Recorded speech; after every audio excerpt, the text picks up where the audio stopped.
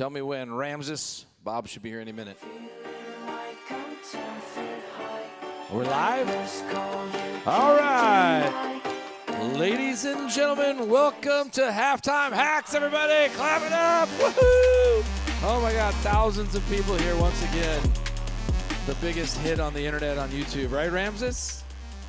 All right. Ramses Garcia, my sidekick, co-producer over there, running things. My name is Adam.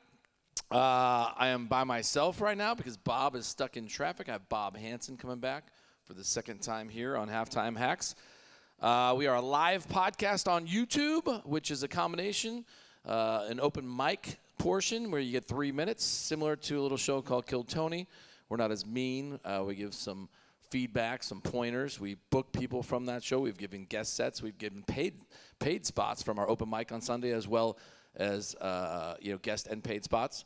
And we also talk a little bit about sports. The NFL game is on right now, Thursday night game, which is, who we got? Falcons at Buccaneers. Buccaneers favored by 6 for your gamblers out there. You're gambling? Sir? Ponytail, sir? We got a gambler over here? No? Okay. He's like, I'm eating my pizza. Leave me alone. I'm walking the room. There's only 7 people here. You gamble at all, sir? Buccaneers are -6 tonight. You betting big money?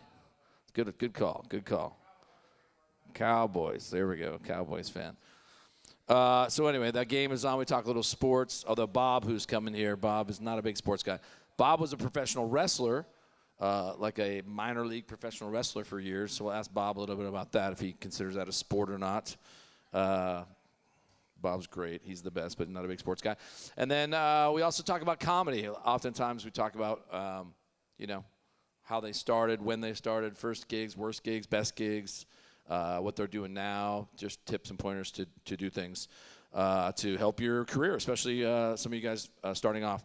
My name's Adam. I own this shithole. I usually don't admit that unless it's a sold-out show with Ian Bagg. We had Ian Bagg. Oh, I'll talk about that really quick, what I do this week. So about once every 6 months, I go to the Hollywood Comedy Store. I took my manager, Solomon, this week. We went on Tuesday. And then I look at the lineups at the Comedy Store and Laugh Factory and Improv and see who I know where and hang out, have some beers, get some food.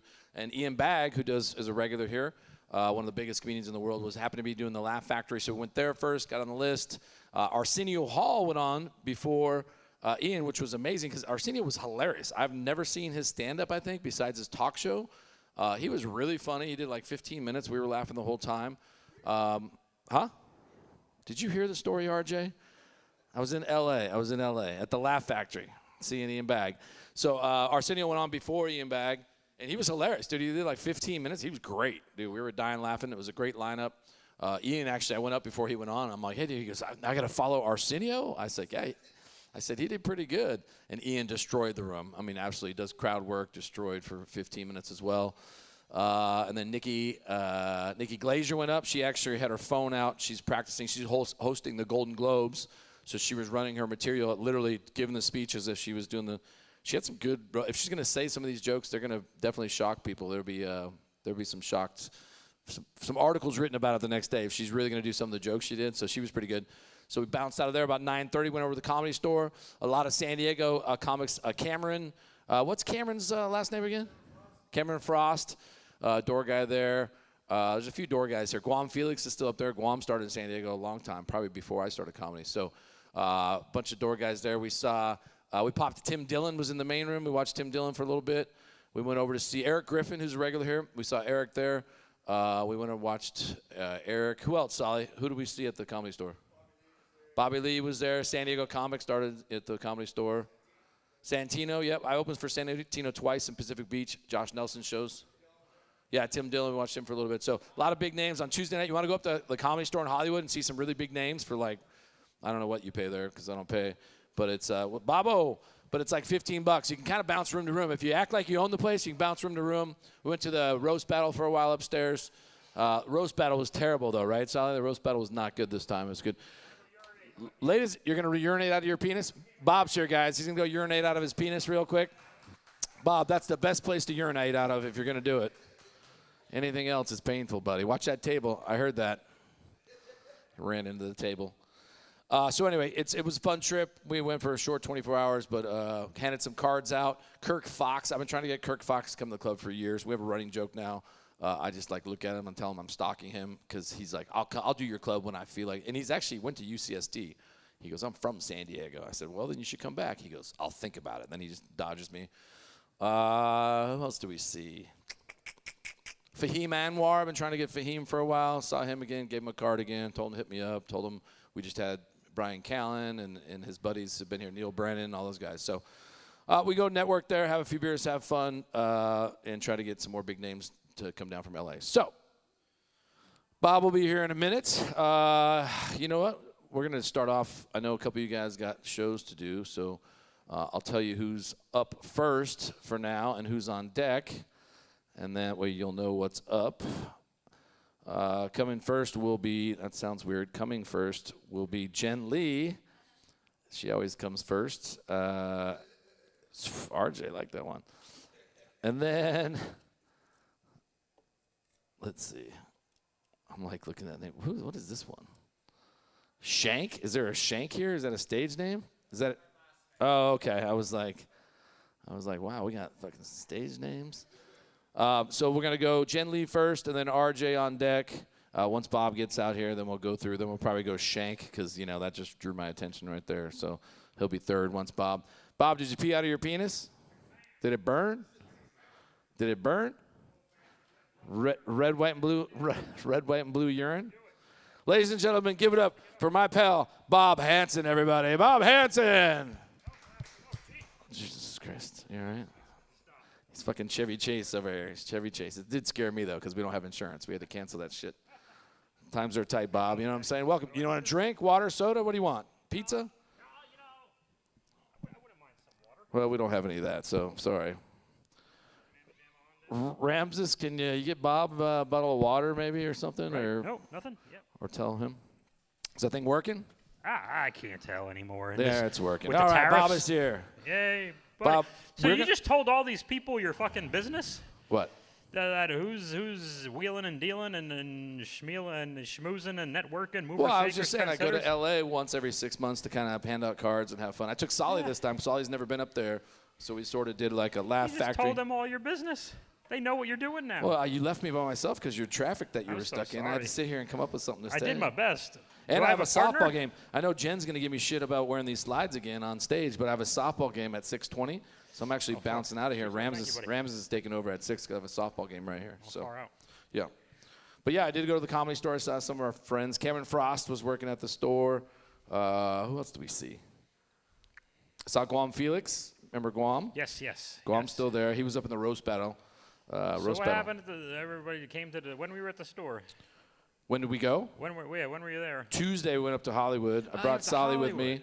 We did the Tuesday. We watched Ian Bagg at the Laugh Factory. We watched Arsenio Hall destroyed in front of Ian Bagg, I was just saying, which was amazing because I've never seen Arsenio. It was very funny. Surprisingly, I thought he was going to suck. He was great.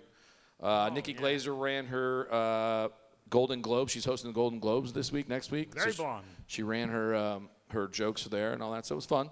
Then went to the Comedy Store and saw a bunch of other people, Tim Dillon and a bunch of people there. We saw Andrew Santino, a bunch of people popped in. It was fun. Fucking A. All right, we're going to get to Bob in a minute, but I know Jen and RJ are going to bounce soon. So come to the stage first, doing 3 minutes live on YouTube. The camera's right over there. If you go past 3, you're going to get played off. So please get loud. Returner Jen Lee, everybody. Jen Lee.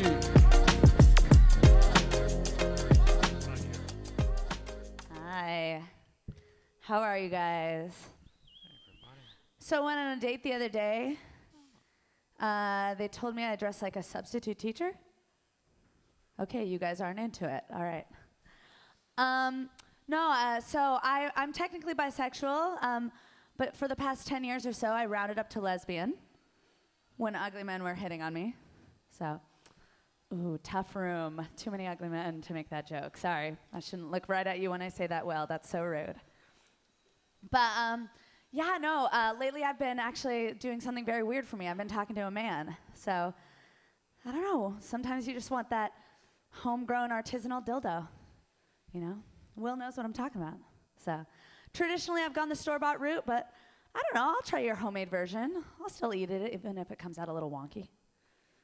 So, yeah, I know.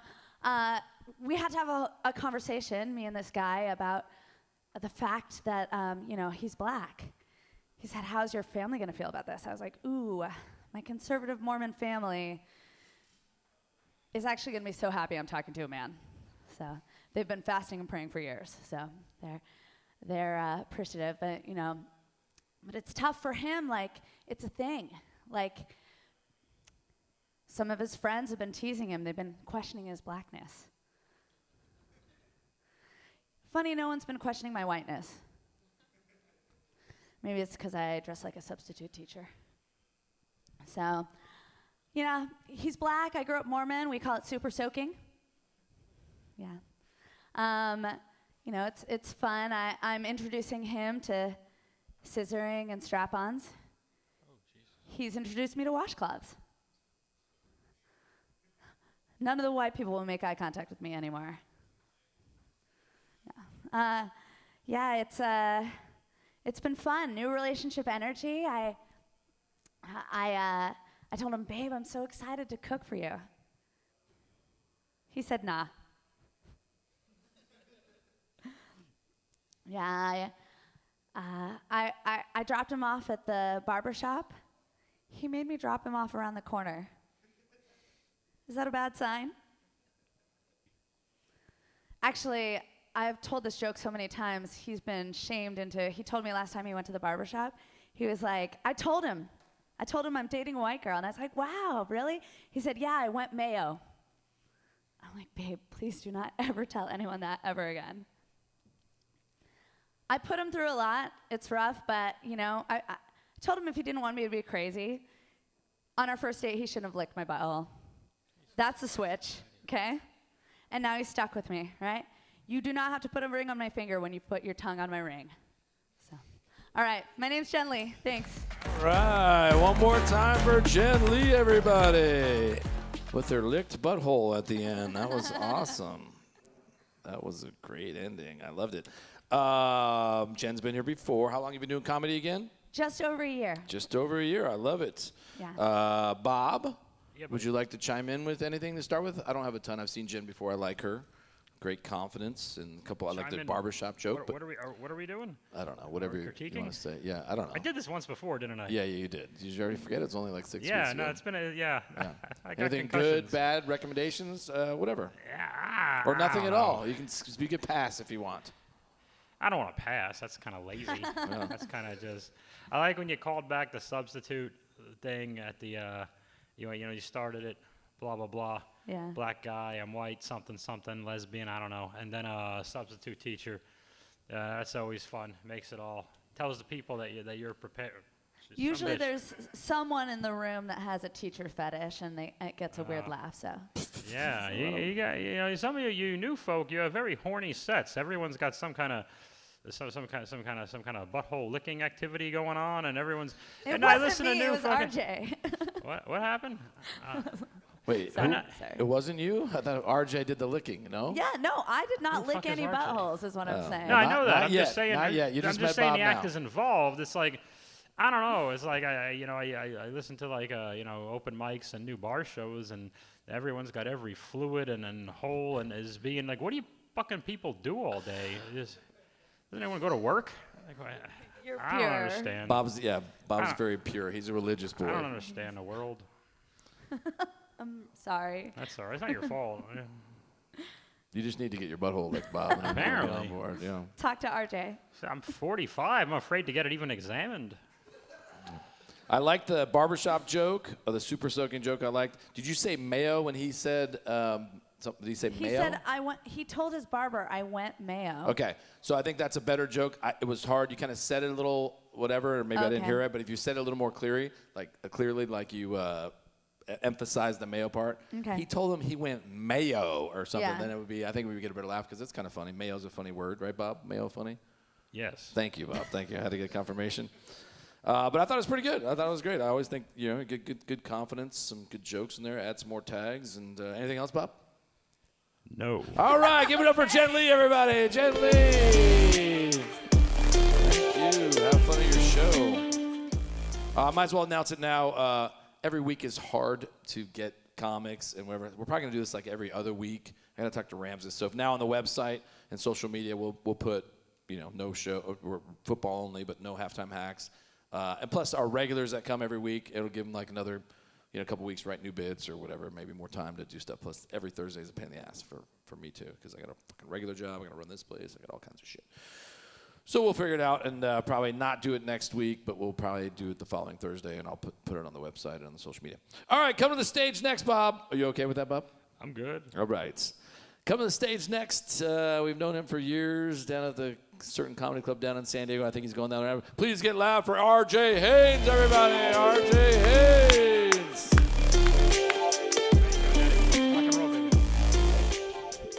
Hell yeah. Halftime hacks with my two favorite palm-colored people. All right.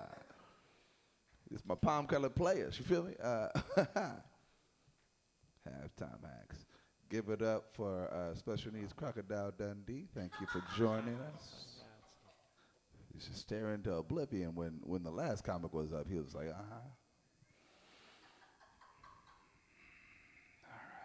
But please give it up for Bob. Bob is cool. Don't give it up for him. Thank you. No, you don't have to. I'm some fucking guy. Thank you. All right. We're watching Halftime Hacks. Bruh, if you make some noise if you watched football last week. Nobody? Okay. I'm going to just let y'all know old school football is back. CTE is about to be a thing. You're about to see a lot of dudes with big chains and Parkinson's. It's about to be hilarious. No, nobody else? Nobody else started having a list of CTE guys? Nobody else? Oh, okay. I'm the dark one here. Cool. Dark in color and in motion. All right, bet. I started a CTE pool of all the players that got hit this past week and onward to have a running pool of what neural disease they're gonna have. Parkinson's, Stockholm's, I don't know, psychotic. What we gonna get? I got like 200 on seizures. Anybody else? Anybody else? Nobody else? Oh, I'm just saying the quiet part out loud. All right, cool. Damn, that went dark fast. All right. I'm only saying that. I'm only being mean because I used to play football. Anybody else used to play football? Yeah. Yeah? Okay. What position? You was okay, so you do look like the linebacker type. You look like the dude I would go for, be like, hey, if you make this sack, I'll give you $20. I threw 3 interceptions last quarter. Help me. Help me be on the team. I do have to say this. Being a football player makes you realize that dudes built like The Rock are scary. Anybody else? Anybody else? Anybody else? Anybody else got hit by a Samoan in full force? on paper, he weighs 175, but when he hits me, it feels like 220. It feels like 220. Anybody else? Anybody else seen? So I'm the only dude that interacted with a skinny Polynesian woman and then was scared because she gripped my hand harder than my dad. Anybody else? Anybody else? Oh, wow, I'm the only one speaking truth here. Okay. Polynesian women are really attractive, thick, fine, but they will also kill you. You know what I'm saying? Like, I've never been threatened and fed so well. The only other time that's happened was with a Mexican, and yeah, we all know how that happened. It's been my time, guys. Thank you. All right, one more time for R.J. Haynes, everybody. R.J. All right, R.J. Quick, tell the people how long you been doing stand-up. I've been doing stand-up for about a good 10 years. I took a 4-year break because of a relationship. Thank you. 10 minus 4, 6 years you've been doing stand-up. 6 years? I don't know. 4-year break, or is that whatever? No, she was Latina. You really think I could dodge every Mustang, nigga? Too much math. I don't know what just happened there. Sorry, CTE pool I liked. The Rock. Bob, how much does The Rock weigh? Right now? Yeah. He just lost like 90 pounds this summer. He did?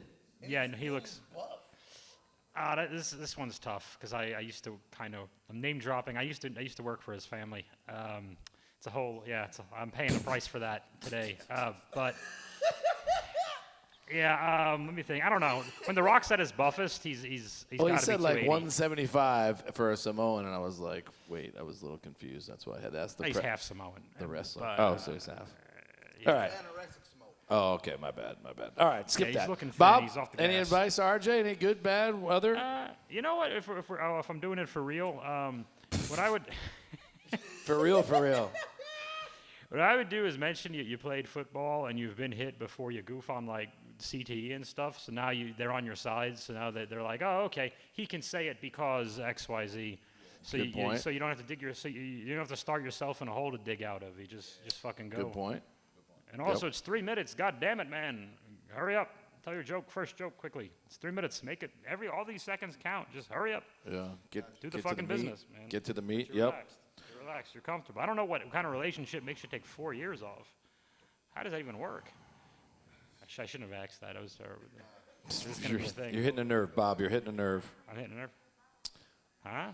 I don't know. Do you record yourself very often? Yeah. Okay. I did not know until I started recording myself that I was saying there was a word I kept repeating. Actually, Rocky at the old club told me I kept saying folks. Yeah. Your thing is anybody else? Yeah. And I start as a customer, I start listening, and then that's all I hear is the anybody else. So I think that's your thing. You probably say a little too often once you hear your thing. So switch it up with another phrase here and there, change it up, because I started hearing that going like, oh, he's saying anybody else a lot. I don't know why. Just a thing that I had, and I didn't even know it until I recorded myself. I said folks like 28 times. That recording's everything. That's when you catch that. You need that recording. That job of that recording is to piss yourself off. Yes. And that's what you have to do. You have to listen to that recording and piss yourself off. Yes. And I got rid of a lot of bad ticks by recording. Replaced them with new ones, but I got rid of a lot of bad ticks with by recording. How about that kick you do? Did you ever? The kick is probably a replacement for something. Yeah. I'm sure. Bob likes to kick. A lot of not today. Squat. There's a lot of moves. issues. There's a lot of activity. You wouldn't know it by right now. I got brain fog from the 15 North. I'll wake up. Yeah, the freeway's a bitch. Yeah. All right. Anything else? Any questions for us, RJ? You got a show tonight? Where you guys going? Madhouse? She's going to Madhouse. All right. Thanks. One more time for RJ. Tell them we said what's up at Madhouse. All right, man. 9/11. Nah, you got tech. We'll see you guys later. Not even close. Not even close. Not even close. All right. That was RJ. Sometimes I crack myself up. You do. You crack me up, Bob. You crack me up. The football game is 0-0. We got a real barn burner here. It's like a soccer game. Those that didn't tune in 6 weeks ago when Bob was here, Bob was not a sports guy. He was a professional wrestler, like a minor league. I don't like to say minor league, but major league? On an independent circuit. Independent yes. I was circuit. trained by the Samoans. So The Rock's uncle, Alpha Anawai, and his family, they trained me and beat me up. Well, Really? The Rock, this is early 2000s. Rock was already on TV. He wasn't a movie Rock. He was wrestling Rock. Still a big famous guy, but you get the idea. But all that, it didn't work out as a plan. But the only thing that matters is that you have fun and you get hurt. Yeah. How often did you get hurt? All the time. Like surgeries, bunch? Stuff I didn't address. My neck doesn't go to the right because I fractured a bone and I let it heal without getting anything Still done. doesn't go to the right? It doesn't. Yeah, it's kind of. So you change lanes. You're just like, fuck Yeah, it. it's bad. God is with me, and you just. I got change lanes. I got a 2011 Toyota Venza, and so there's no. You have a mirror. gimmicks. I didn't mean to brag. I'm sorry. I didn't mean to flex on you guys, but yeah. So it's got no gimmicks. I'm an old wrestler. I still say the word gimmicks when no one knows what the fuck I'm talking about. It doesn't have one of the videos to tell you where to. I'm just like I can't turn. I'm crossing my fingers. You can only do left-hand turns, so you just always like. You got to just go around a few times to get over the right. I'm like NASCAR, baby. Yeah. All lefts. And what kind of injuries? Broken collarbones, dislocated shoulders, what kind of The stuff? tailbone, we did the bruised ribs. The concussions are the bad ones. Oof. We know about the concussions because we weren't allowed. We'd get in trouble. We weren't allowed to block chairs or like the big boots to the face. We'd get in trouble. They would call you superstar as an insult, like you're too good to get hit with the chairs and the stuff. So you couldn't put your hand up. So head shrinker Samu would take the chair and as a real guy, and he would And the funny thing was, the first one he dented over my head was a metal folding chair, but it had that little thin thing of foam over it, which doesn't do anything. But if you're sitting on it, it's more appetizing to sit on. But if he dents that over your head, it's still really bad because he went through the, because a metal thing is dented. Yeah. And I was 20. I was in the middle of college, and that, it took my GPA down. My hair. It's just brain cells falling out of your ears. Yeah. Did you knocked out ever? Like ever knocked out from that thing? Like unconscious or awake, but definitely fucked up, concussed?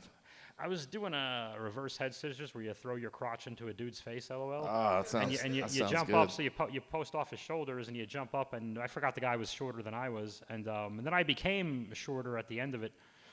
So I'm all on his shoulders, and I did the flip back, and he let go, and then I went on my neck and my head, and I stood up and fell down again, which happened once, but whatever. Because you were too dizzy, you fell down. Then finally, I started doing this in like 06, and I just found out if I fuck this up, generally no one kicks me in the head. Yeah, that's good. So it's like whatever. Far less concussions. Yeah, far less concussions. Well, that's good. Tell jokes. That's all right. Still 0-0. Tampa Bay Buccaneers are wearing their throwback, ugly ass. They're kind of cool actually. Uniforms from the '80s. So we got a real. I hope you bet the under, Bob, because the over/under was 43.5, and it's 0-0 halfway through the first quarter. Now, the over/under, Bob, is when you gamble, you can bet on how many points are going to be scored in the whole game. You don't even care which team. It's a total amount of points. So you can be like, this is going to be a low-scoring game, and bet just the under or the over if you think it's high-scoring. So gambling's bad. Don't do it. Son of a bitch. And if you have a gambling problem, call 1-800-GAMBLING. Void in Ontario. Void in Ontario. California or the I don't know. Canada. Okay. Nobody All right. Coming up next is going to be Shank, and then on deck is Luis Martinez. Are they both here? Shank's here, yeah? There's Shank. Where's Luis? There's Luis. All right. So you're on deck, Luis.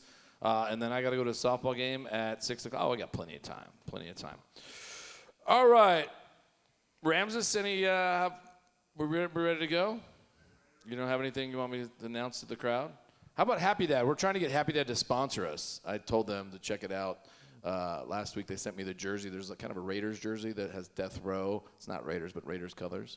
And I'm a big fan of the Happy Dad seltzers, delicious seltzers. We're going to try to get them to give us millions of dollars, Bob, so you can take a helicopter here and not have to sit on traffic in the 15 anymore. We'll just That's the first thing I would do if I had access to a helicopter. Yeah. Fly. Like, get me over to that abandoned mall. That podcast with 7 people at it. East 200 abandoned via mall. the Van Show Parkway. Don't you ever call it an abandoned mall. 92025. You'll never be Unit welcome. 125 is for this club on the mall map. He memorizes. Bob memorizes all the addresses of every show you ever done. Do you still know them all? Can you name like the last 2 years of addresses of shows you've done? What, of every show? I don't know. I could see you still knowing the addresses, I bet. I know the main ones. I know 916 Pearl Street. Well, you know Pearl because you worked at the I know Comedy Store. 887 on Claremont Mesa Boulevard. And, those are the easy ones. Yeah. What about like a bar show? Did you memorize the address? Yeah. All right, give me a bar show you did. 4204 Voltaire Street, San Diego 92107. Wait, is that fucking... 8 o'clock Pacific Standard Time every Wednesday. Long Story Irish Pub. All right, there's people watching. I'm just fucking with you now because I think it's funny. All right. Come on the stage right now. I don't think he's been here before. It just says his name is Shank. Give it up for Shank, everybody. Okay, that was weird. Knuckles. All right, jellyfish. It's hard being bald. Remember in the 3rd grade, science class, other kids would twirl their telescopes, point them at my noggin, tell the teacher, "What? We're stargazing at the moon." Somehow I'm the one who gets in trouble for defending myself, saying, "Shut the fuck up, Carl. Your dad's dead." No justice. But it's true, my last name is Shank, first name Jeff. Parents' runner-up name for me was Oscar. Thank God Mom and Dad didn't name me Oscar because my middle name's Meyer. I drove here from Yuma, Arizona. Yuma's the kind of place, throw a rock out the window. Odds are you'll hit a Mexican restaurant. Taught me that you can tell a Mexican restaurant has become Americanized if the enchilada sauce is mayonnaise. It's disgusting. Lizzo recently commented she feels like Ozempic has caused plus-size models to be erased from the Sports Illustrated swimsuit issue. I have no idea what the fuck Lizzo's talking about. All I can figure is Lizzo and I got different swimsuit editions when we were kids.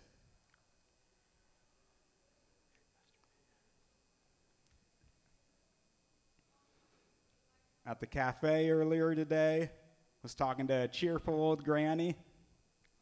She was a badass at cross stitch. Had to ask, how did you get so good after she was showing me all the embroidery? She goes, decades of experience working with small needles while glaring at her husband's crotch.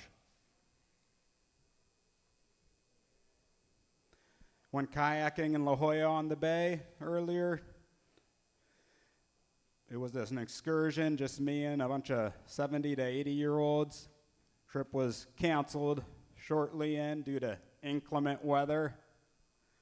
Learned that a wind that is not strong enough to blow out a birthday candle is strong enough to knock a 75-year-old out of your kayak. Most frustrating part, though, was the massive stack of liability forms I had to sign. None of those forms even bothered to warn me. You can get wet kayaking. If I'd known that, I would have brought a girl with me and achieved a personal first. Announcement. Women have started trimming their pubic hairs at an angle, pointing to their G spots, according to my sources. It's an incredibly clever plan, ladies, but it has one fatal flaw. Men don't follow directions. Thank you, I'm Shank. One more time for Shank, everybody. Shank. Here we go, buddy. Stand back here a little bit so we can chat with you. Shank, you haven't been here before, right? First Correct. time? And how long have you been doing stand-up? Probably around last April. Last April. Okay, so... A little over a year maybe, but you know how it is. Yeah. It started off slow and eventually got up to around 10 minutes a week, and then Nice. became a travel nurse. And in Yuma, there's not very much stand-up. Nice. You drove all the way here from Yuma. Or Correct. from Yuma to come to here. Just for this? Just for this, it's world-renowned, famous. Everyone That's crazy. comes here to It's a kick long it way with to the go. boys. How long did it take you to get It's a little under 3 hours. 3 hours? Yeah, Lord. but I mean, it's San Diego, so there's other stuff to explore. Yeah. Yuma, I've been there for my kids' tournaments, tons of sports tournaments, especially during COVID. Arizona, Bob, do you know that during COVID, Arizona didn't give a fuck, and they were putting our kids out in every kind of tournament. We played everything: football, believe that. softball, baseball. Well, if it was you're fun. If you're outside, it COVID, doesn't really fucking COVID was matter. great. Hotel rooms, it was great. Nothing, This was like 2 months off, 3 months off, and we were in a tournament. It was awesome. All right, sorry, side note. Shank, is that your stage name, Shank? That's your real last name? Yeah, that's my real last name. All right. Bob, would you like to chime in here? It was I believe that's his name. Oh, you mean generally on the set? just in not general on his set. Any When advice? when did you go kayaking in La Jolla? I don't know. 'Cause I just here's made the up thing, a in your place. set- I just made up a In your place set, around you here. said you did that today, and you also said you drove here from Yuma, Arizona. Wow, I'm not So used I'm to wondering, people how did you listening have that like a close. 30? Yeah, that's people listen. Well, so, I've been here a couple of days. so how did you? I'm saying though, according to just your set from A to Z, without any extra information, I'm sitting there in the audience thinking this guy had like a 27-hour day already. You must really like trains. Yeah. I don't get it. Anyway, I'm not bald. I have hair. Is that like You know, autism? he was just mad that you called him bald at the beginning. He was. Yeah, it's like I don't know you. I could be assistant booker of this place tomorrow. Well, you are, I think. I'll aren't do you? it. I'll do it for free. Yeah. Maybe I wouldn't know. Traveling nurse. Gotta love what you do. You don't, traveling nurse. You don't work for Aya Healthcare, do you? No, not I. Oh, They're good. the Those biggest motherfuckers one. laid me off 2 years ago. They what did you? They laid what me you- off 2 years ago. Oh, what were you? I was a compliance liaison. I don't know what that means What's that either. mean? Yeah. Except no one fucking knows. I was not Sounds very compliant with my. important, at Yeah, least. I was going back and forth with complying. Well, I'm sure you've recovered well and are off to bigger and better pastures. I mean, assistant booking guy here. Yeah, Well, thanks. we'll see. We still have to talk that. more. We'll talk more about that. Be careful Give there, him a Shane. chance. Come on. I don't know if we can have another bald guy on the staff here, Bob. So I'll be honest, it was a little rough. I don't like to be mean. I'm not being mean, but it was a little rough. I thought some of the, a year in, it's going to be rough. A year in, it's going to be rough. But some were a little, not obvious headlines. I'm not going to say hacky. Bob, can you help me here? I'm burying myself. Specifically, what we're like men directions. Is that what you were thinking about? Sure. Like men asking for directions. Sure. It's kind of, it's a new.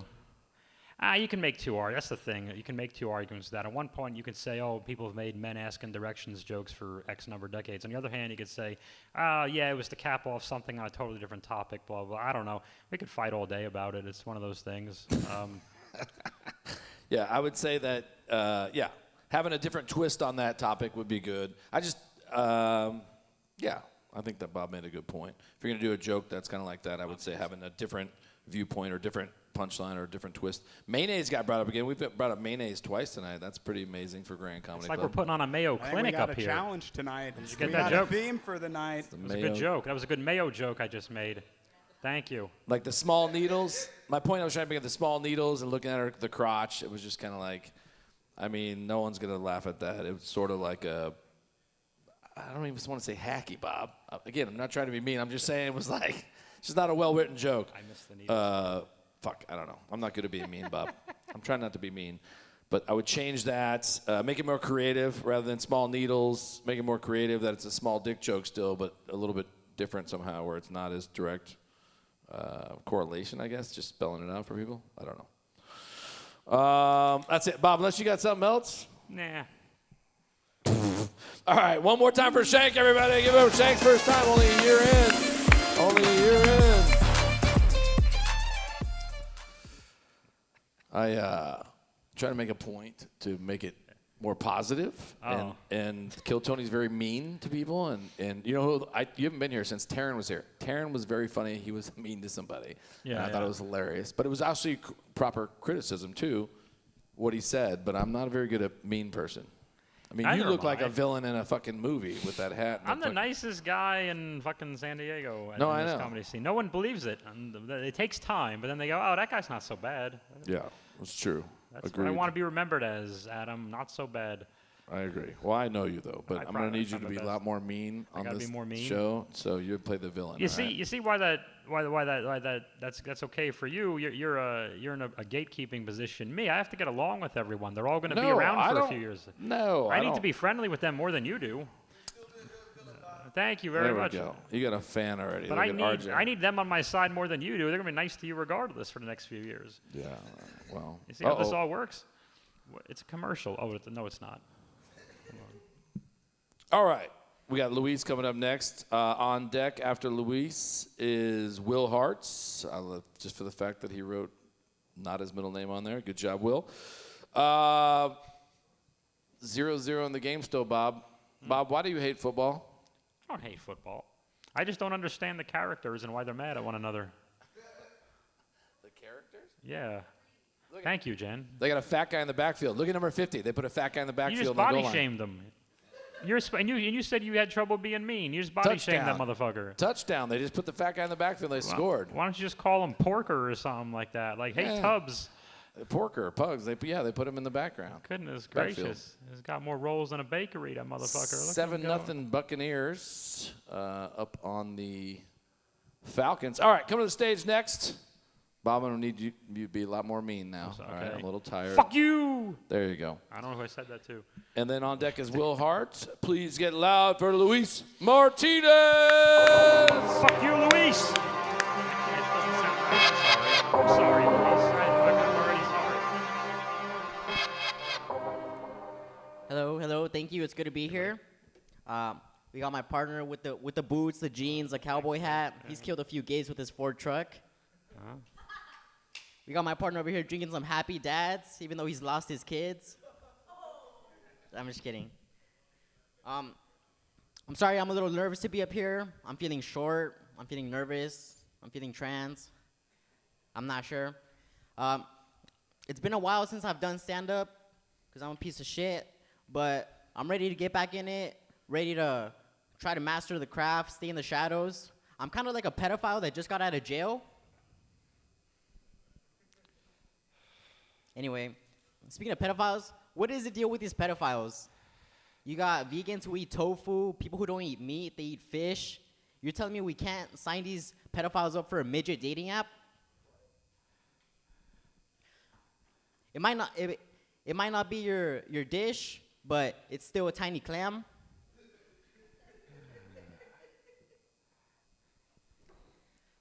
I like that Escondido's trying to do some comedy. It takes your mind away. I like that Escondido's doing comedy. It gives the city it makes you think of fuck, my bad. I like that Escondido is doing comedy. That way, it's not just known for the mall, the gang violence, and the teen moms. Speaking of teen moms, my cousin just had his third kid. He's like 24, 25. He doesn't know how to wrap it up. For his baby shower, as a gift, I got him a high chair and some rope. He asked me what this was for. I told him, buddy, I think it's time you wrap it up.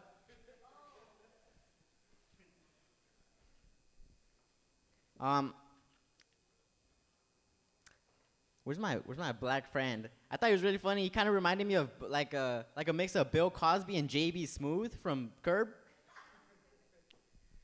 I'm drinking a mule. I love mules. The thing is, a couple months ago, I went on a date with this girl. She was a little ugly. She wasn't how she looked in her pictures. I decided to take her to a bar. The bartender asked me if I wanted the special, the Monday Mule. I said, no, thank you. I have one right here. I tried to get back at her. I told her if she wanted to head back to my apartment. I told her, hey, this kind of tastes like a mule down here. She said, I don't think so. She goes down on me. She comes back immediately. She said, you know what? This tastes nothing like a Monday Mule. This tastes more like a whiskey sour. I'm not a big sports guy. Please don't ask me any sports questions. The reason I'm not a sports guy is because when I was little, I would ask my parents, hey, Mom, hey, Dad, can we play soccer? My dad would turn to my mom. He'd start socking her right away. That's it. Thank you. All right, one more time for Luis Martinez. All right, Luis, how long you been doing stand-up? Since April 1st. April 1st. We got a newbie, everybody. Clap it up. A newbie. And you've been doing open mics around town, or what have you been doing? Yeah, I like doing open mics around town. Okay, cool. Yeah, I thought of something. I talked about this joke book, this book that talks about being a comedian. I actually ordered like 10 of them on Amazon last night to give out. I don't have them tonight, but I'll have them the next Halftime Hacks, because it's a great book. It's a thin book. It talks about joke mining, some little things that help you, like basic things that are really cool for somebody that's starting out. I'm going to start giving like one or two of them out at the shows. It's by Greg Dean. It's a green book. Greg Dean's written multiple books, but it's a great book. Did you ever see that book, Bob? No, but Greg Dean's is what is he? He weighs like 280 now. 280, maybe. He's jacked. Is he? Do you know who he is? Super muscle. Yeah, you ever seen him? Is he? No, I made that I'm up. friends I with him don't on know what the guy Facebook. I looks don't know. like. Yeah, He's an yeah. old guy. Okay. But I mentioned this last time or the time before. I took that class when I first started. I was nervous about getting up. Like, I was nervous about getting on stage, but I took that class at the Palace 15, 16 years ago. Fucking A. That allowed me, and Zoltan hosted the first show, ironically, our showcase. But that book is what Joe Charles, remember Joe? Yes. Joe Charles used that book, and it was just great. It's a basic book, but it's just little things that will really help you. It's called Step-by-Step Stand-Up. It's the green one by Greg Dean. It's great. So I got 10 of them. I'm going to start handing some out at this thing, because it's just a good little resource. It's great even to look at now. Joke mine. It gives you ideas how to joke mine, how to like literally put your topic, put your pedophile joke in the circle here, and then spawn off that. Just every crazy thing you think about pedophiles or about this associated, and then you can try out different things, different mics. It's just some cool shit like that to help you kind of like write and do some basic things. You did a good job with the microphone. You had good stage presence for the most part. You restarted that one joke a few times. You stuck with it, though. I like that. Some people just bail and whatever. You just kept trying to do it. That's fine. That's what this is for. Open mics are for working out. And, like, fuck it. Yeah, good job. Way to power through that. That was great. Bob, any pointers, anything you want to say? So a lot of pedophiles in there. Yeah. It's like a lot. Bob doesn't like, I would say Yeah. Bob's on the cleaner side, I would say. Yeah, the PG-13. So most open sophomore. mics are super dirty. We talked about this before. A lot of open mics, open micers are trying to make their friends laugh with the dirtiest things they can come up with Yeah. because it's usually only comics there. But if you want to get booked on a real show, I would say working a little cleaner. That's the thing. Like I'm envisioning people paying, was it like $17 and sitting in the front row on a Saturday at 6:30 p.m. Pacific Standard Time, and getting all their tickets, of course, at GrandComedyClub.com. And I'm not wrong. You're right. Yeah. And doing that, and and they're eating their delicious pizza. I like the chicken barbecue, and the veggie pizza is very good. And they're eating their delicious pizza, and they're having their adult beverages. You know what I'm saying? Understand? You feel me? And they're eating their. Sorry, I couldn't finish it. And they're like, oh, okay, chicken barbecue pizza. This is very good, and this is the pepperoni, and this is delicious, and we're having a nice time, and there's some chocolate cake or whatever, and then it's pedophiles. That's no fun.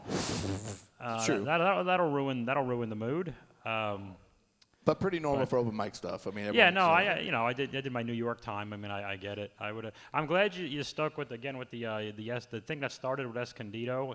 I think it's important to get to your point about doing open mics. Get used to having your brain stuck and being okay with it for a second, and that's just something you got to get used to. So I'm glad you finished it. It's very important because then otherwise, if you really let it bug you, they lose faith in you for the rest of your set. You think you moved on, but they didn't move on because in their head they're like, this motherfucker doesn't know he forgot what he's saying. So they lose faith in you. That brings me to another pointer. Different shows you guys will do. If you get there early and you're able to go on stage, I told Mal Hall, I golfed with Mal 2 months ago in Josh's brother's fundraiser tournament thing. And I'm like, we're talking about Mal's show that used to be Tipsy Crow. Remember he had that great show? 300 people. It was like a dress at like a fancy place. And I remember not getting on stage, and the lights were so bright there. I kind of you hit like a fight or flight sometimes. So I was nervous, and this is probably 10 years ago, this show. But he said, oh, I thought you did great. And then I bombed. In my brain, I had friends there. I bombed. I was doing 10 minutes, and I did okay here, but I bombed here. Because the lights, if you can go to a show early, you're doing a regular show, you're doing a bar, kind of get a feel, because some places are brighter than that. Some places you can't see anything. You can't do any crowd work. You can't see shit. Get used to that, because your body wants to fight or flight sometimes. And some people drink. Joe Rogan does a shot before every show. I stopped drinking before shows, 10 years ago, because I knew it made me more nervous, believe it or not, because it impacts you. So going to a show early, maybe getting up on stage, just kind of seeing how it feels, maybe a little bit if you can, kind of get a vibe. All right, this is the setup. This is where I'm going to be standing later. That way you're not going up into a brand new holy shit environment with 100 people looking at you or whatever. So another little pointer maybe, Bob. I don't know if you agree with that or not. I agree. Know where you're going. I try when you're on the road. It's like you if the show starts at 7, get there like 6:15, 6:20 for the first one. Then the other two you can leave the hotel and they don't need to and get there at 6:45 or whatever the hell. Yeah. But for that first one, be there early. Say hi to know the staff, know the sound guy. Ask where the light is if you need to.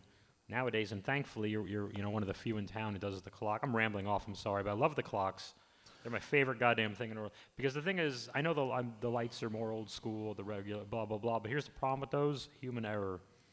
And I don't want to run and fuck up the guy after me. But then, of course, some sound guy, he's busy, and I'm not even shitting on him. And they light me 4 minutes late, and then you follow and everything's messed up, and then everyone's mad. And it's like this. I love a good old fashioned. There it is. Yep. You're over there. Shut the fuck up. Stick to the light. Yeah, don't ever run the light. You'll get banned. You go to the Comedy Store and do the open mic, you won't be welcome back. They won't pull your name ever again. Never run the light. You did a good job. You didn't run the light.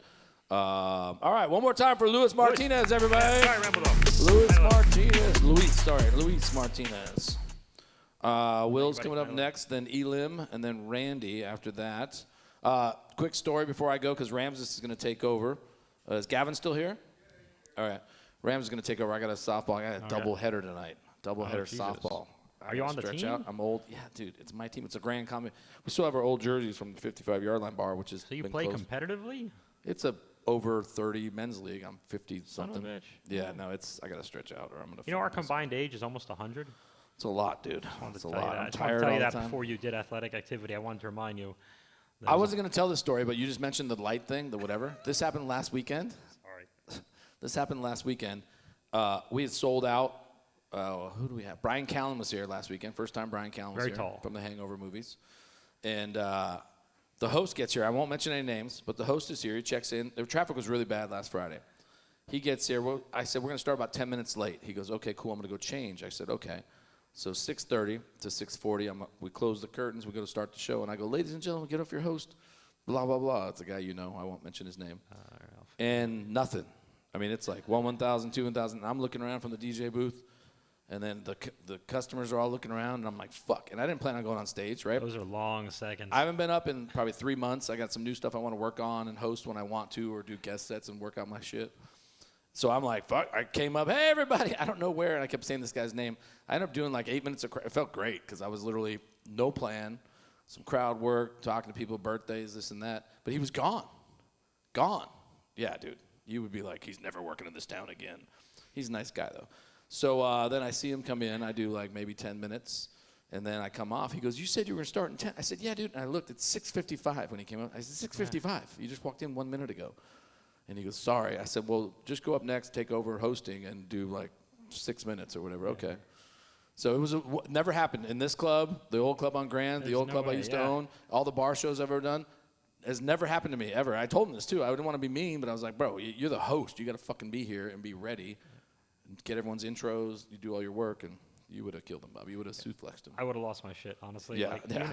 Even if I was just the first guy, like whatever the fuck, I would have lost, because then I'm like, I'm following a host who wasn't, who was put on the spot.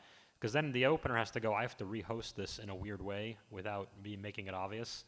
Now you're opening for yourself, and you're spending your own time to do it, and it becomes this whole fucking mental gymnastics. It was good. I was actually happy because I got to go up. Yeah, I kind of wanted to, but I had no plan. I did a couple jokes. Ironically, the crowd work went better than the couple jokes that I was like, here's a new one, whatever. But yeah, then he was late the next night, by the way. He was late Saturday. And Saturday's the I'm just gonna bitch now. Then Saturday's the no traffic night. That's when you kill a motherfucker. Like, yeah, it was not good. My manager was even like, what? I was like, yeah, he probably won't be back. Or if he is, he's not going to be in that capacity. I'll tell you that much. He was okay. He was all right. All right. When Will comes up here, I'm going to bail to my softball game. And the Rams, you know what? Let's just flip it right now. I'm going to have Ramses. You ready? Please get loud for my co-producer, Ramses Garcia, everybody. Ramses Garcia. Hey, all right. I'm going to sit down very shortly. All right. Cool beans. Yes. I am Ramses. I've worked here for many years, 5+ years. That is now over a quarter of my life. And look at me now. Yeah, good. Yeah. No, you're good. You're good. Thank you, Solomon. That's our lovely manager. He's a great guy. You're on the schedule for another week. Fuck. I mean, yay. Thank you. But yeah, I helped Adam put this show together. I looked up how to use the technology and stuff because he's an older fella. He's used to analog, not all these screens and cables and whatnot. So I'm not technically savvy either, but a little YouTube helped out. And then now we're here and now we're doing this thing. Yeah. So it spawned from an idea from Adam's noggin, and then now it's materialized. It's beautiful what the mind can do, right? Wouldn't you say so? I couldn't agree more. Thank you, Bob. Yeah, help people. I'm a helper. Fuck yeah, dude. A lot of helps. Yeah, dude, I love helping. But yeah, speaking of help, let's get to it. Yeah, ready to rumble, Will? All right. Rock and roll, Daddy. Get your hands together for Will Ben Hart, everybody. Going on. Hello, everybody. Thank you very much, Ramses. Bob, huge fan. I told you when you walked in. Hey, Hey, that's $5. That's his trademark. Sorry, I shouldn't be taking it.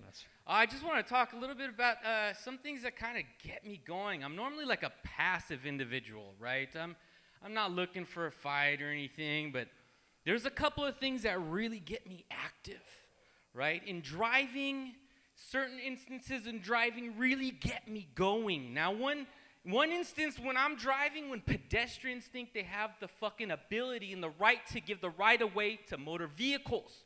Okay, when I pull up to an intersection and I stop and I have my blinker on, ready to make a left, if you're at that crosswalk waiting to cross, please do so, okay? We're not gonna have this whole interaction, you go first. No, lady, I'm stopped for you. You go first. No, come on. You go. No! Lady, there's cars piling up behind me. I'm stopped. You go. You know, that really gets me freaking going, you know? Another thing that gets me going is, you know, when I'm cruising along on the street, you know, and I'm coming up to a stoplight that's red, but you know it's going to turn green soon because it's been red that whole time. So you try and brake as little as possible so you don't lose your momentum, so that you can just cruise right through that green light. But then all of a sudden, like 20 feet before it's not turning green, you got to fucking slam on your brakes. And as soon as you come to a full stop, it turns green. Holy crap, that really fucking gets me going. And another thing that gets me going outside of driving, I know it's going to sound bad, but living with my mom, okay? No, let's get it straight. My mom lives with me, all right? But, you know, I was a horny kid when I was younger. I liked to jerk off a lot. And now I'm a 37-year-old single individual. Now my mom lives with me. I got to plan that shit out now. My saving grace back in the day was the loud garage door, right? I'd be up in my room doing my thing. As soon as I heard the loud garage door, I'd throw everything under my bed and think of like McDonald's and my grandma. Make that shit go down. But, you know, nowadays we got that silent technology. We have one of those silent garage doors. So I'm looking at my phone in my room. I got one eye on my phone and one eye at the door. And then I got one ear pod, and I can't focus like that, right? And, you know, I don't know. This is another thing that really gets me going is downtown and the trash cans in downtown that they recently installed. The ones you have to use the handle to pull down. Every person who touches those things gets AIDS, man, because all the bums be wiping their ass and touching that shit. But anyways, that's my time. Thank you so much. Will Ben Hart. All right, Wilbin. Good shit, dog. All right. So, I've seen you perform multiple times at our open mics and here. You're always very expressive, which is good, you know. I think most people are very timid. Especially when they start off, right? You're relatively new to this shebang, right? Yes, sir. Yes, sir. Like I think early August, late July is kind of like when okay. I've been studying for a long time, but I've never fully committed. Yeah. And then, you know, after going to many open mics and talking to open micers, and they're just like, you got to do it. And I was like, fuck it. I just did it. Yeah. Well, yeah, you definitely give off the vibe of you giving it full throttle. You know, you are committing to it. You know, at least that's it. At least effort-wise. You know, I get that. Wouldn't you say you kind of get the same vibe? You're an interesting case, and I was in a good way. I was entertained the whole 3 minutes. Thanks. You know what it is? You got passion. Yeah, whatever you're talking about, I don't care if it's a red light, a green light, a dumpster, a homeless guy, his ass, whatever it is. You got whatever that you're saying. If I'm sitting in the audience, whatever I hear you say, I believe you. He's not putting on an act. He's not telling me the buzzword I want to hear. It's like whatever this guy's saying, agree or doesn't matter if I agree or not. I believe him. I believe he believes it. And that's huge. I will give you some really specific technical, physical advice. I love energy and movement on stage, and I know this is a weird thing. Usually there's not 2 tables and 2 guys. It's probably weird for you guys, and I'm sorry for that. But just a heads up when you start doing like bar shows and shit, this stage could probably take a physical good stomp. I would not go on one of those makeshift milk crate things in God knows what bar in North Park or wherever the fuck. And you do that, you're going through the thing, and you're breaking a leg, and you're going to ruin the kill off the show. Just be mindful. I love the passion. Careful. All right, I get it. I've broken a thing or two. 619 Spirits on Lincoln and North Park. I broke a sign. So like, and Cash still loves me. God bless him. So mind your surroundings, as they say in Batman Begins. All right, just careful. Careful. Love the passion. You're just you're gonna be rough around the edges, but keep getting up, and you'll smooth it all out. Yeah, and keep getting up and smooth it. Kind of like how what Adam was saying was to show up early and like test out the lights. Maybe you should test out the stage. You know, see if maybe it can even that makes me a little survive, nervous. I know, just be careful. A little I wish, you'd be. There's strong points here, thin. you know. It's but there's not wood built. going all through the whole. Yeah, no, these joists are definitely. It wasn't intended for 48-inch on center joist on this stage. You can be a club manager, booker, whatever's favorite, and if you so much as like break anything like a mic stand, let alone you can go from their favorite to least favorite real fast. And I'm sure a stage is way harder to fix or more expensive, such as me. But I like the passion. Have the passion. Just be a little mindful of working shit. Yeah, and I will say so I feel like the majority of your set, you talk about stuff that is true and how you feel about it, you know. So right now it's kind of in story mode, you know, and that's fine, you know. You were getting laughs, but I feel like at certain points you kind of need to like add a little switcheroo here and there, you know, like an unexpected joke, like yeah, like kind of talk about how you react, not just that it bothers you, you know, because like yeah, it is bothersome, but then kind of add a bit of hyperbole, like what do you do, you know, like yeah, this person was like taking their sweet time, so I like ran over their child or something. Maybe not that per se, but like, you know, You gave do them the a Will Potter problem. What's Hart the version of it. solution? Yeah, Exactly, I yeah. could definitely follow through with the thought I've had in that situation. You know? Okay, exactly, yeah. And then you can go out like with the fallout of say you do act on that thought, you know, like what? I only got my license suspended for like 6 months, you know, at least it wasn't a year or something. Yeah, you know, no, definitely. You No, have and to that's the workshop thing of that, it. It's yeah. the art, it's the craft. You know, there's so many different avenues and ways you can deliver. And You I got really good appreciate beginnings and middles. Just they got to have some ends. Yeah. You'll you get gotta them find there. a happy ending. You're really for a guy that new. You got some comfort and passion. I noticed you acknowledged me and Rams like real fast, and then got to what you were doing. And there's a good level of comfort there that you can't really teach. Like I know where I am. I know that guy's here. That guy's here. Blah blah blah. Now I'm gonna tell you yada yada yada. Nothing to say. Just keep getting on stage, man. You got energy. I love it. All Get on right. stage. Good show, Wilbin. Thank you so Keep much. coming. Will. One more Good, buddy. time Good, for buddy. I got Wilbin you, Hart, buddy. everybody. Hey, Will. All right, just pretend there was music. But yeah, let's keep it going. Okay, so looks like we got 2 people left. So it looks like on deck is Randy Puga. Yeah. And so yeah, you're next. But up now, Elam Qualis, everyone. Give it up for Elam. Play your part, better read that script. Yeah, I'ma walk like this. Gavin, could you reset the clock real quick? All right. Hey, to What the up? couple What's of up, us left. How we doing?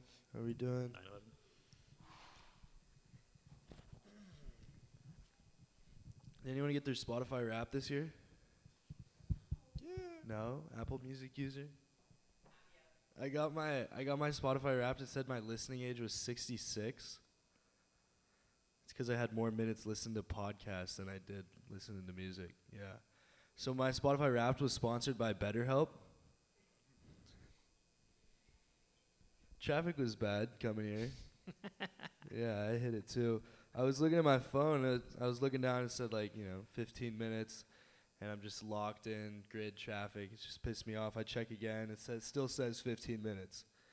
I'm losing my mind. I'm trying to focus on the road. I look down. I check my phone again. It says just focus on the road, bro.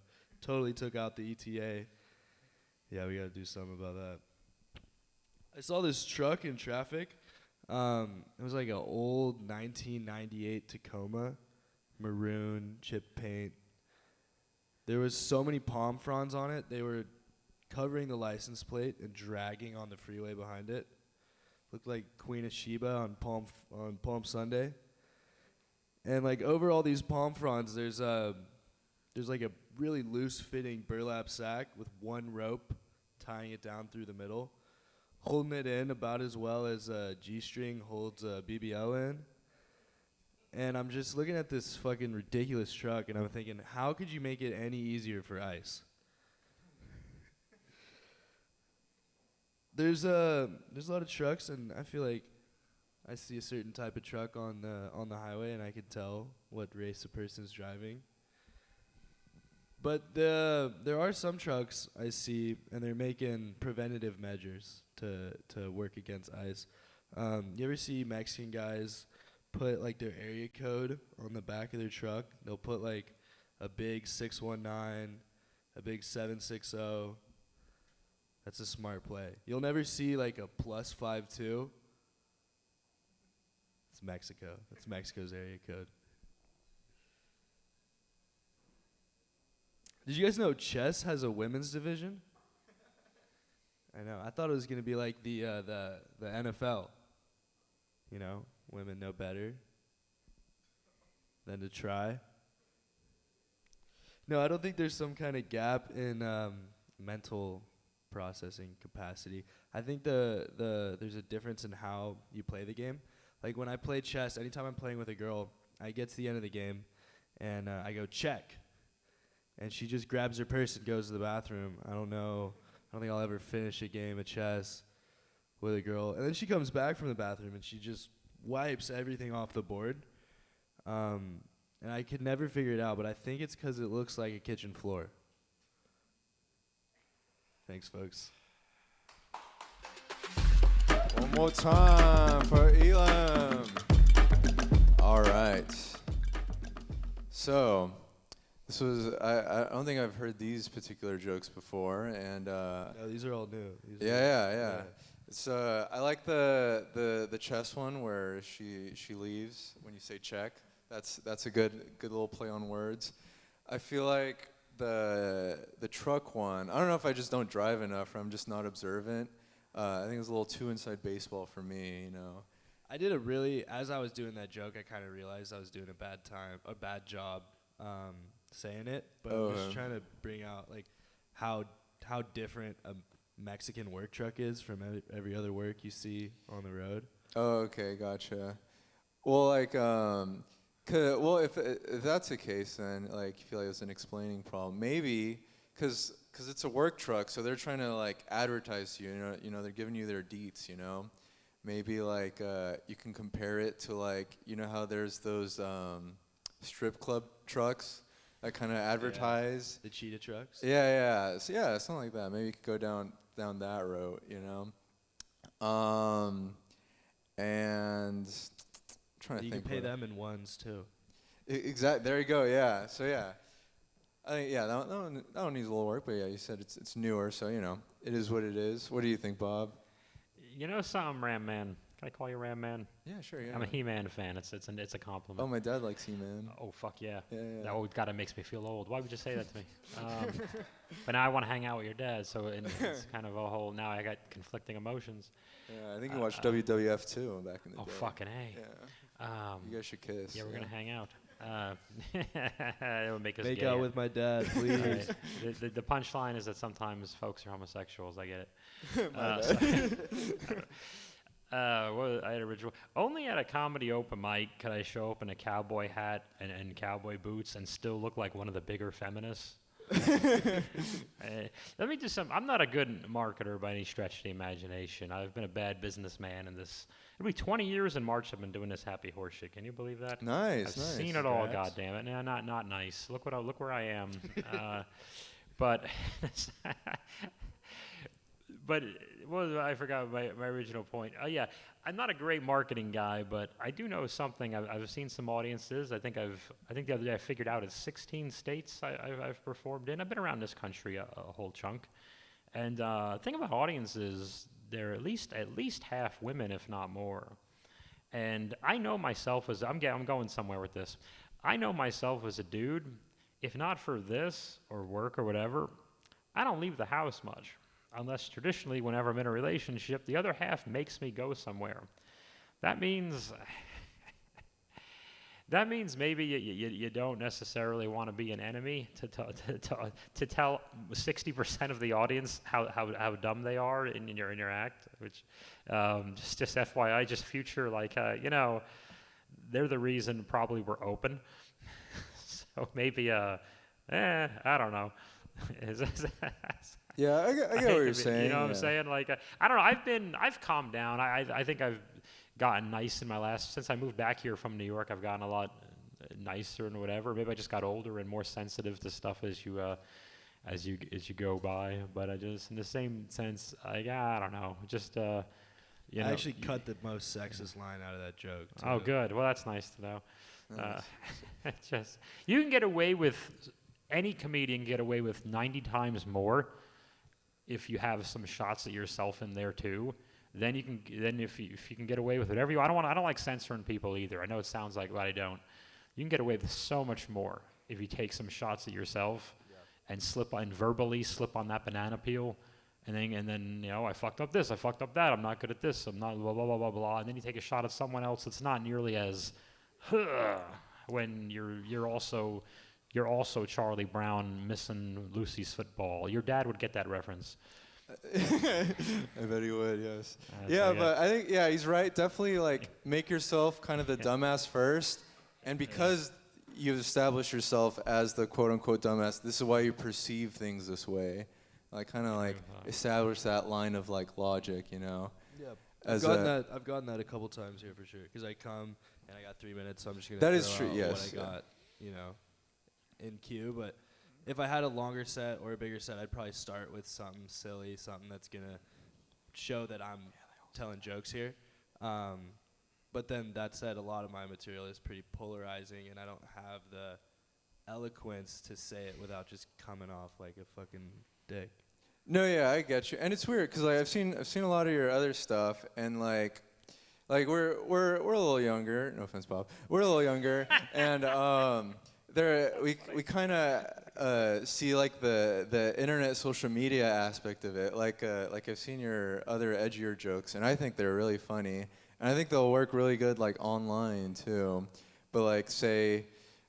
Here in Escondido, a lot of our crowds they're a little on the seniority side of things, and they have a different viewing ecosystem, cable TV.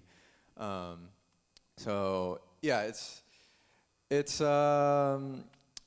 I think you definitely know what you should do, because I like your jokes, and I think you should keep doing them, and don't adjust too much, because I think your brand it'll work in the long run if you keep going at it. If you keep, the good thing about you is you're willing to make people a little uncomfortable, and I think that is necessary for the way that you're going. So yeah, just kind of make it more like wordplay. Kind of make it a nice surprise. I definitely have tried to how do I make these jokes, because I have to write what's gonna make me laugh, and I just have a naturally super dark sense of humor, so I have to figure out how to come off, insincere, but also my comedy hero is probably Anthony Jeselnik, and he's able to take it to a place where he's making it a joke how much of an asshole he is. Right. Yeah. And I haven't seen too much of his stuff recently, but I think he usually prefaces stuff with his with a phrase you probably shouldn't say this, but not that verbatim, but so qualifier in there. Yeah. So because you were saying that you don't have that much time, so maybe a quick line like that, and then go into the nitty gritty, and you should be Gucci. Yeah. Anything else, Bob? Nah, just record yourself and watch it. Will do. Watch it a day later too. All right, one more time for Elon, everybody. All right, we're coming to the end here. Are you keeping up with the footballs and the sports and all that jazz? No, I don't even watch real sports. No. I only watch fake sports and old cartoons. What's that? None of my. Oh, you do? Yeah, Okay, dude. cool. No, that's good. Good. It's how we stimulate the economy. We gotta watch football. And I was the guy who answered yes in the group text. That's why you're here? Is that what you're saying? Okay. I watched 3 guys, because I couldn't do it last week and I felt a little bad, and I watched 3 guys all give their excuses, and I don't have any shows tonight, and I was like, fuck, I'll do it. No offense, guys. Fuck yeah. Are we recording me saying that? God damn it. No, it's good. That's why we love you, Bob. You're real. You are a real one. I try my best. Yeah, honestly, I'm the same too. In high school, I tried to LARP, enjoying football because all my friends liked it, and I just couldn't get into it for the life of me. I tried to bet on it to maybe heighten my interest. Sure. But I just lost money and friends. You're right. So I wouldn't do it. It's fine. I'll say this, and I know someone else is coming up next, but I think you're going a little short anyway. So, I'm not the guy. I make a point every Super Bowl Sunday to not be the guy to show up at your Super Bowl party at all, let alone be the one who says make your dumb sports ball joke or just care about the commercials. I leave you alone, whoever you're football fans. I leave you alone on your Sunday. I'll watch a movie at home. I don't shit on you. You don't got to shit on me. I'll enjoy WrestleMania in April. You enjoy the Super Bowl in the first Sunday of February. I'm half sure it is. And I let you be, and I go, and I don't bother you with annoying sports ball jokes. And so your approach is very Taoist, you know. It's very let be, let live. I forgot the fucking phrase, but you know. Yeah, I don't know what he's. I don't know what his later stuff is like. Yeah, well, I think Taoism is like a religion. I don't know if it's a specific person, but okay, never mind. But yeah, it's or Eastern philosophy, you know. It's he's like hey, 280. Just let him be, you know. Yeah, let him be like the Beatles. Exactly. Yeah. But you said you're into the wrestling. The Beatles are right? an old musical group. Okay. Yeah, my dad knows them too. Yeah. Yeah. Actually, my dad really loves Elvis. He he's dead. He wishes he was Elvis. Sometimes I think same haircut. You know. Get the fuck out. Yeah, dude. Yeah, he has like Elvis action figures. I shouldn't. You know. I don't know. I'm trying to say he's cool. That's what I'm trying. I'm not shitting on my dad. No, that's cool. He's a lovely guy. I love him. That's fascinating. Yeah.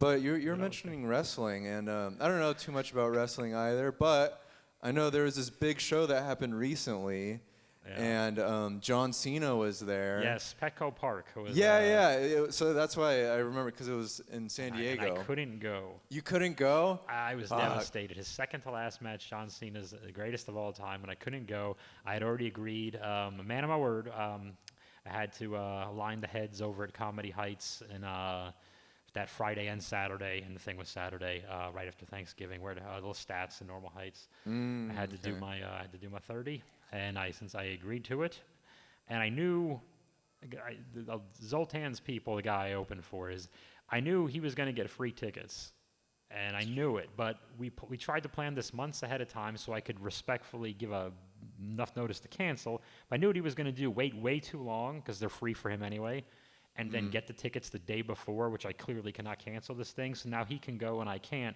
because I would have had to give someone notice. And that's exactly what happened. He got in the eighth row, which are like $2,000 tickets. They probably didn't pay a dime.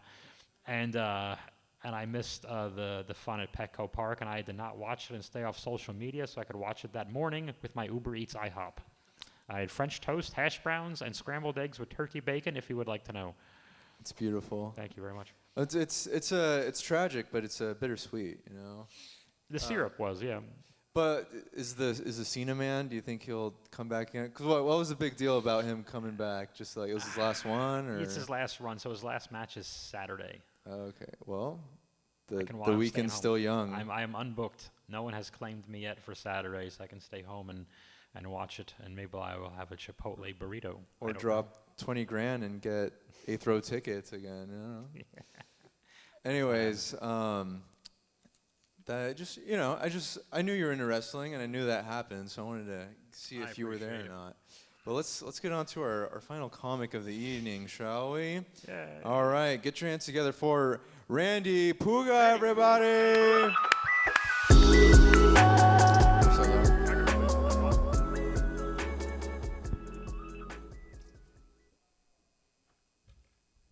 Hi, I'm Randy. My last name is Puga. That's a Filipino last name. I'm not. My father told me that in the long line of Mexicans, there was one singular Filipino man, and somehow it made it right down to me. He also told me the movie Life of Pi was based off of him, and that the year I didn't see him was because he was on a business trip to China. I know how I look. I don't speak Spanish. I have been pulled over by Border Patrol. This is true. But my girlfriend's parents do speak Spanish. And she told me when I started dating her, you have to ask my mom for permission. You have to ask her. And I was like, okay. So I got with my friends, they all speak Spanish, and we all got together, and they told me, all right, if you want to ask her out, if you want to ask her mom to date her, you have to say, quiero embarazar su hija. I was like, okay, cool. Quiero embarazar su hija. Quiero embarazar su hija. And I was driving over there, and that day there was a blackout, so I should have known something was off. And I get to the house, I go to her mom, and I say, quiero embarazar su hija. That means I want to get your daughter pregnant. So now we just play charades. So she asked me, like, what do you want with my daughter? And I said, well, I'm already getting her pregnant, so dun dun dun dun dun dun dun. And she got mad because that's not the right order to her. I have a car. It's a 1994 Honda Civic. Very old, 30 years old, but it's a Civic, so it's old and broken. It doesn't even run anymore. I just have multiple AAA accounts, so I can get it towed to where I want. I get really cold. You probably saw me over there, shivering, doing all this. Especially when I'm high, I get super cold. I start shivering. I have really tall friends though, so they give me all their jackets and they wrap me up. I feel like a little pretty princess. They carry me around. If they had a purse, I'd be in it. I have a small bladder, so I'm always pissing. I'm a Chihuahua. When I'll just leave you with this. Women are like mosquitoes. I keep running into them at night. All right, sweet. Bye. Woo, Randy, for everybody. All right. Cool beans. I've seen you here before. So you're doing this. I think you added a few stuff. Did you, or am I tripping? I added some stuff to the same things. Yeah. The mosquitoes one. My girlfriend told me to make something about mosquitoes. Okay. Is she your little mosquito? Oh yeah. I keep running into her. She sucks you. I was gonna say that, yeah. I was gonna make that joke, but I was like, that's too easy. That is. You're right. That is sweet. No, during the set, not right now. Oh, that's a good one. I like that. Yeah. Would your girlfriend approve of that?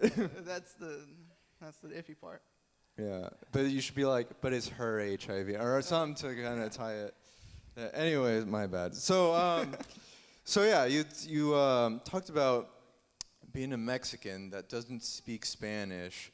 I too somewhat fall into this failed Mexican category. Kid. Yeah, I speak it, but at a third grade level. Yeah, me too. So yeah, I do engage in a lot of act outs. So that was, I could relate to that, and I feel like a lot of people, at least in Escondido, can.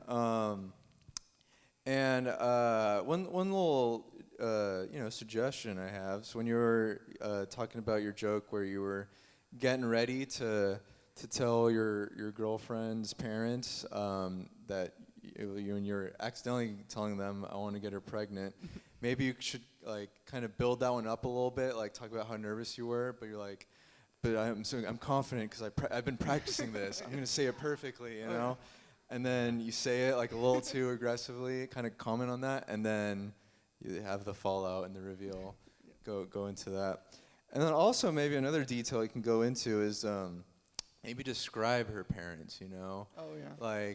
Because, there's this joke about Mexicans that, we tend to populate really early and frequently, and you could be like, they're only 10 years older than me, but they're still pissed about it, or something, I feel like there's potential for that there. The funny thing is, when I said that joke last time, my girlfriend heard it for the first time on Sunday. Okay. And turns out I said embarazar wrong in the first place, so I wasn't saying anything really. Oh, okay, you're just saying gibberish? So that just proves I'm not good at Spanish. It's good, yeah. It means you're truthful. That's all I'm hearing.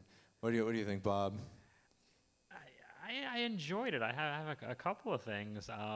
This is more public speaking than stand-up, but whatever. I love that right away. You knew you didn't want the mic stand. You knew you didn't want it. Now I can't talk. And so you got rid of it, and I love that. I know this setup crowds you guys a little bit. Just a little for the future. We can hear you fine in this room because there's 4 people in it.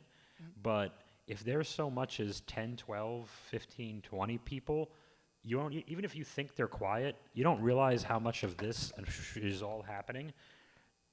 I would get that mic a bit closer, or project a little bit more. And again, you don't notice, especially because when you go on the end of an open mic, usually it's a fraction of the people who did the thing are the ones who are left. And thank you guys for, by the way, being cool and sticking around. That's important. To you guys. Yes. That goes a long way. Seriously, that's another speech you don't want to hear me give. It goes a long way. But yeah, stay on it. because get into the habit. And I'm being thank you, and I'm being a little lazy with it too because I know I can, but also doing this bullshit since before Obama was president. So give me a little bit of a break. But yeah, do that. But no, you're super likable, dude. Just people want to get behind you. I like to Ram Man's advice over there. Those people, like when you're talking with other people on stage who aren't on stage, like your girlfriend's parents. Yeah, make me see those motherfuckers. Make me see their faces. Make me hear them. Or if I hear their voice, I can put in my own head what I think they sound like. I want to see who's yelling at you. So I can see. So you're the more of the underdog. So you're more, because you're not a big, tall, huge, imposing guy. I want to see you be the underdog and be like, this poor motherfucker's getting yelled at, and he's trying to defend himself, and he speaks, and maybe it's gibberish, or he says the wrong thing, or whatever happens. I want to cheer for this motherfucker. You're the motherfucker I want to cheer for. I want you to rise up, and then maybe you slip on the man uphill. Maybe you don't. But at the end, it doesn't matter either way. But yeah, people are gonna wanna get behind you. Just let them hear you. Let them hear you. You're doing great, man. Yeah. So I mean, yeah, like, yeah, you're somewhat soft-spoken. Nothing wrong with that. Either commit to it or maybe like, practice getting a little louder. But yes, definitely put the mic to your mouth a little more. And then, yeah, even though you self-describe yourself as a Chihuahua man, That's funny. I'd say, not saying that like because you're describing yourself as timid to not be timid, but like be kind of force yourself to take up space, because then I don't know. I guess depending on the venue, but like if people sense like a little like meekness, then that kind of gives them license to kind of not pay attention to you too. Yeah. So well, you mentioned, sorry to interrupt. You mentioned that older people tend to come into this club on weekends and whatnot. Correct. Yeah. How many? And you worked at the Old Grand Yeah. before you had a location. How many times, Rams, did you see like two old women or whatever the hell, or an old couple at one table going, "What? I can't hear. What did he say? What did he say?" Real. I saw it a trillion times at the old place. Real, like I know you yes. did. So it's like, don't make them do that, because they will tune you. And old people don't give a fuck. They Oh, will yeah, tune you they're- out, and they have to they're have a ready to loud leave. conversation to hear each other. They're old, right? How many how many times you've been in a restaurant, whatever, with your grandparents, whoever, and they're just talking to each other way too loud because they're old and deaf. Well, unfortunately, we don't want to come down on them too hard, but they do it at comedy clubs too. Sometimes there's nothing you can do. They're just deaf as all fuck. You could be screaming at them. But most of the time, it's kind of like, if you're way too loud, or people will go like, they'll make that face if you're way too loud. So you got a long way to go before you're blowing us out of the speakers. Yeah, So I don't think you're gonna have that problem. I don't anytime have soon. it either, and I could be a ping pong ball up there, so then I don't even have that. I've never had that complaint. He's too loud, so but and you didn't, the mosquitoes joke, you didn't need it. Everything else was good enough. I think you were just filling time for I know what's up, I but just like throwing that in. no, there's nothing wrong with that. Sometimes you throw in one for you, but just, build upon it. It's a seed. It's a little seedling. It seed, needs some yes. water, But yeah, good shit, dog. One more time for get on Randy stage. Puga, everybody. Randy, okay. All right. And now it looks like we're at the end of our open mic section. So thanks again, What Bob, happened? for Thank you, buddy. what happened? Thank you, buddy. Yeah, no, thank you, dog. we over? It's always cool seeing you. Yeah, man, it's good hanging. You're a very unique performer. I don't think anyone can duplicate what you do. Oh, thanks. So I appreciate that, which is really funny because on this, you don't have. Because it's really funny because on this platform, no one's seen me do a damn thing. No, yeah, definitely. I appreciate. So take our word for it.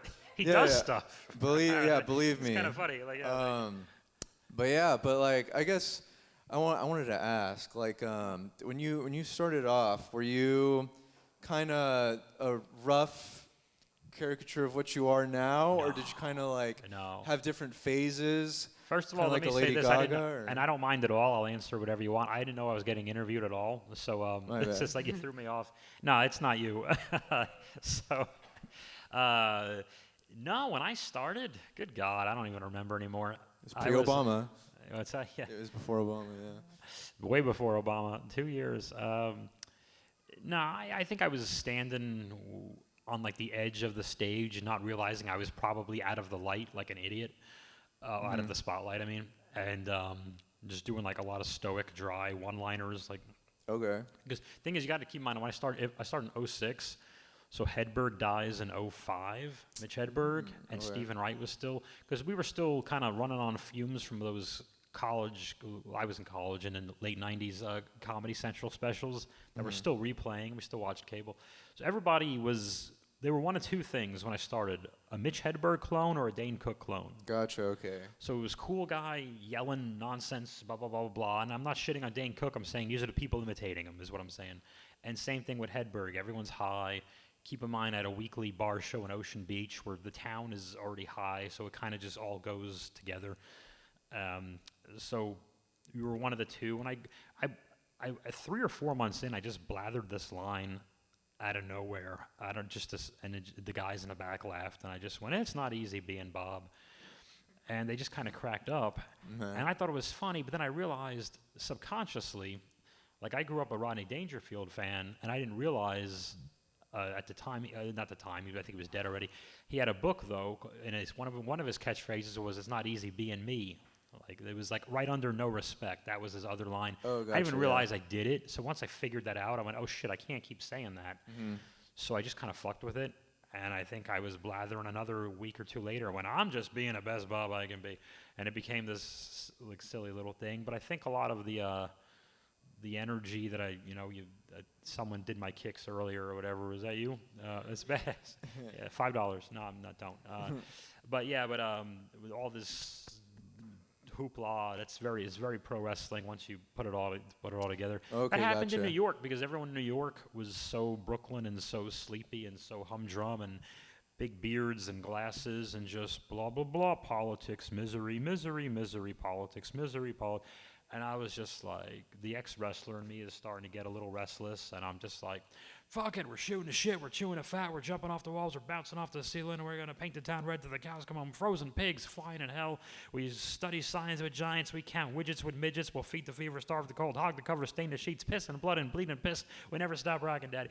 Just to make one guy in the back laugh, this guy Steve, Mr. Jokes Whalen, he called himself, who was like a classic joke guy, just to be like, it's you and me, buddy. It's us. I don't know. I'm trying here. And he's just like, no, keep this funny. I'm like, 23 skidoo. Like, is anyone awake? That's really, a lot of it was just that. I'm like, is anyone awake? And I was I was in my 30s, and I was the oldest guy at these mics, and I didn't realize how much more tired I would feel. I'm still at bar shows or whatever, or clubs or whatever. I'm like, I'm 10 years older than everyone on this goddamn lineup, and why am I, putting off, Bob, you're the high energy guy, go first. I'm like, fuck you. Everything hurts. Someone else be higher energy. Give me a break. I'm tired. But now now I can't not. Right. I don't know how. Yeah. Yeah. Well, I don't know how to be sleepy up there. I can't do it. You are very. That is a correct assessment. Everyone is very like doom, gloom, politics. Everything's shit. And to be fair, it is kind of funny, because he's like, oh yeah, my life does suck, I don't know if it's a coping mechanism. I think it was just the overdose of it. I'm talking these are New York City basements. Okay. So it's already gloomy before someone picks up a microphone. Gotcha. We've already all worked 9 to 5, 8 to 5 all day, done rush hour traffic with subways twice. We've already had these 9-hour, 8-hour days are really like 12-hour days already. We're at this mic. We're all zoned out, and I just tried to tell myself, do not succumb to your lack of energy right now, as tired as you are. Just don't give in. Some of these open mics we did were 2 minutes. They were literally 2 minutes. I remind myself, hey, idiot, you can go crazy for 2 minutes. You have 2 minutes of energy in you. And now, for example, I'll be at the store in La Jolla this Sunday. We're all doing 8 minutes. It's the best of Sunday. We're all doing 8 minutes. Maybe I'll go foggy into that. Maybe I will be sleepy or whatever. But then I remind myself, 8 minutes. You can dance monkey for 8 minutes. Come on. You don't got to take any long, thoughtful pauses or whatever. You don't. You're doing 8 minutes. Do 8 minutes. And then you can take a nap when you get home. You go sleep when you get home. Walk the dogs. You're fucking fine. Like, suck it up, Buttercup. Do work. Right. Yeah.